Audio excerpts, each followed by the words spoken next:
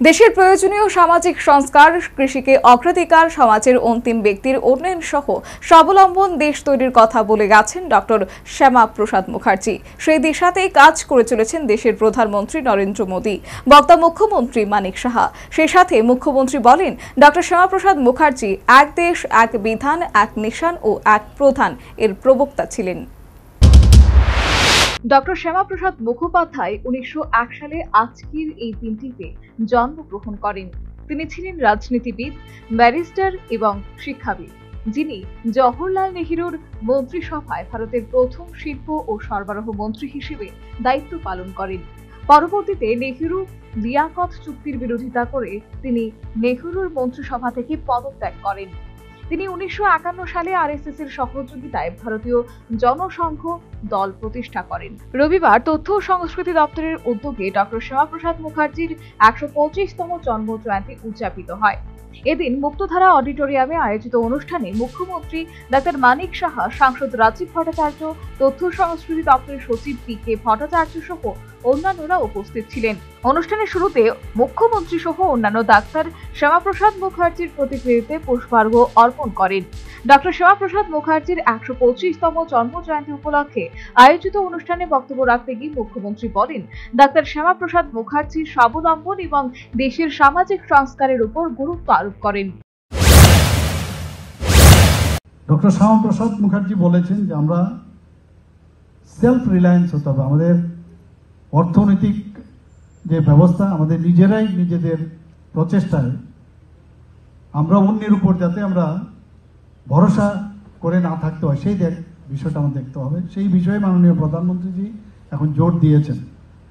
বিভিন্ন social reform একটার পর একটা করে যাচ্ছেন। আমরা যদি 3 তালাকের কথা বলি, 3 তালাকে আগে আমাদের মুসলিম মায়েরাও বোনদের কথায় কথায় 3 বার যদি 3 তালাক বলা হয় তাদের ডিভোর্স হয়ে যেত। এখানে সোশিয়াল রিফর্ম এনেছেন। অনেক কথা বলেছেন যে যদি এই ধরনের বিলোপ যদি করা হয় 3 তালাক প্রথা, তাহলে ভারতবর্ষের মধ্যে পুরো রায়ট হয়ে যাবে, কিন্তু কিছুই হয়নি।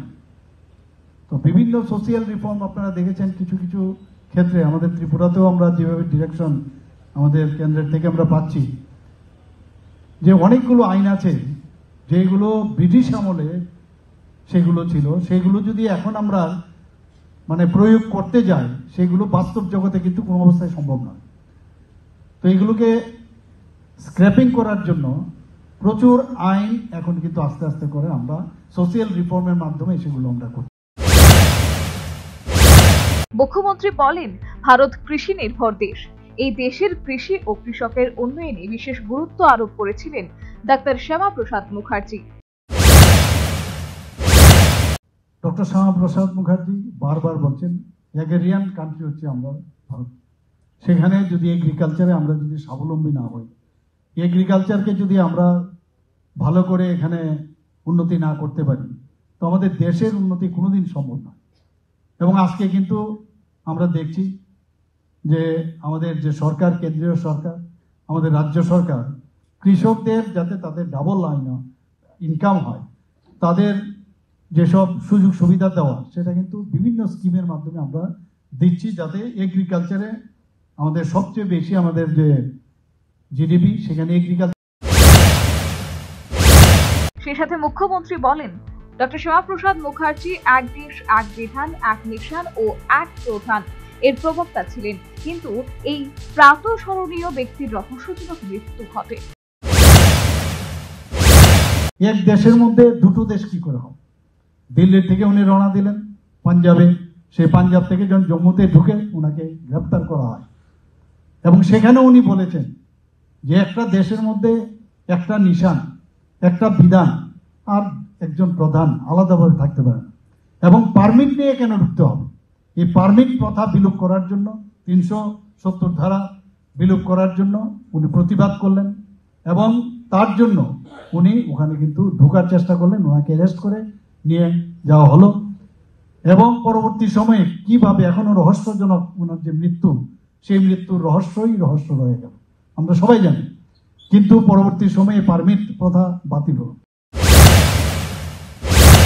এদিন অনুষ্ঠান মঞ্চে মুখ্যমন্ত্রী doctor Manik Saha Agartala town hall doctor Shyamaprasad মুখার্জির নামে নামাঙ্কিত করার এবং সংশ্লিষ্ট চত্বরে ডক্টর শ্যামাপ্রসাদ মুখার্জির মর্মর মূর্তি স্থাপনের ঘোষণা করেন। Bureau report, news Bengal.